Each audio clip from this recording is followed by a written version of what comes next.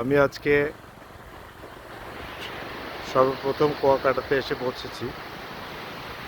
আমি এর আগে কখনো কুয়াকাটা সমুদ্র উপকূলে আসিনি।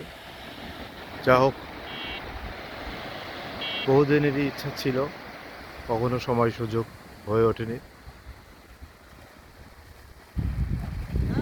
আজকে হঠাৎ করেই আমরা চারটা বন্ধু কোনো সিদ্ধান্ত ব্যতীত রওনা হলাম এবং ইতিমধ্যেই এই কুয়াকাটাতে পৌঁছেছি। আমি একটা ছোট্ট ভিডিও চিত্র তৈরি করছি, জাস্ট কুয়াকাটা সম্পর্কিত 2 মিনিটের বর্ণনা দিয়ে শেষ করব। কুয়াকাটাতে আসলে মূলত উল্লেখযোগ্যভাবে যেটাকে বলে পর্যটন এরিয়া বা পর্যটক এরিয়া, সেটা এখনও গড়ে ওঠেনি। লোক সমাগম অনেকই কম, নাই বললেই চলে। মাঝে মধ্যে হাতে গোনা 2-1জনকে দেখা যাচ্ছে। 2-4টে ছেলেরা মোটরসাইকেল নিয়ে ঘোরাফেরা করছে, তারা হয়তো বা এখানকার স্থানীয়ই। আর এই মুহূর্তে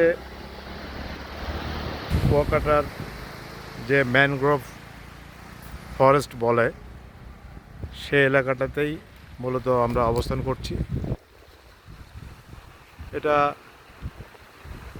সত্যি কথা বলতে একটা প্রাকৃতিক বিষয় এবং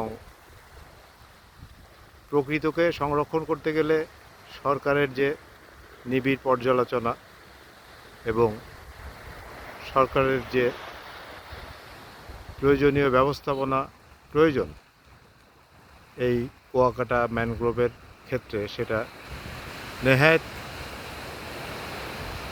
নেই বললেই চলে। যারই প্রেক্ষিতে আপনারা দেখছেন ম্যানগ্রোভ ফরেস্টের যে গাছগুলা ম্যাক্সিমামই জলোচ্ছ্বাস বলেন, ঝড় বলেন, যেটাতেই বলেন, ক্ষতিগ্রস্ত হয়ে আজ বিলুপ্তির পথে। তো যা হোক, এখন আমরা এসে পড়েছি, যেহেতু আমাদের দেশেরই এটা সম্পদ, এটা নিয়ে আমাদের উচ্ছ্বাস, এটা নিয়ে আমাদের আনন্দ, এটা নিয়েই আমাদের অনেক আশা এবং আকাঙ্ক্ষা জড়িত। ওদিকে আমার বন্ধুরা ছবি তোলাতে ব্যস্ত। তো আমার সাথে আছে মূলত আমার আরও 3টা বন্ধু, এটা হচ্ছে মিন্টু,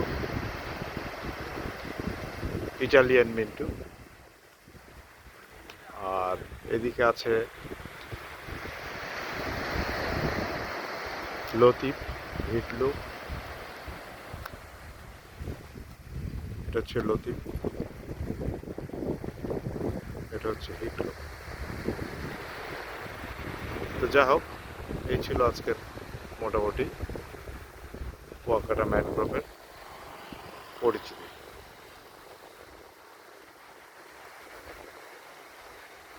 তো আজকের মতো এখানেই শেষ করছি। আপনারা সবাই দোয়া করবেন, আমাদের সকলের জন্যই দোয়া করবেন।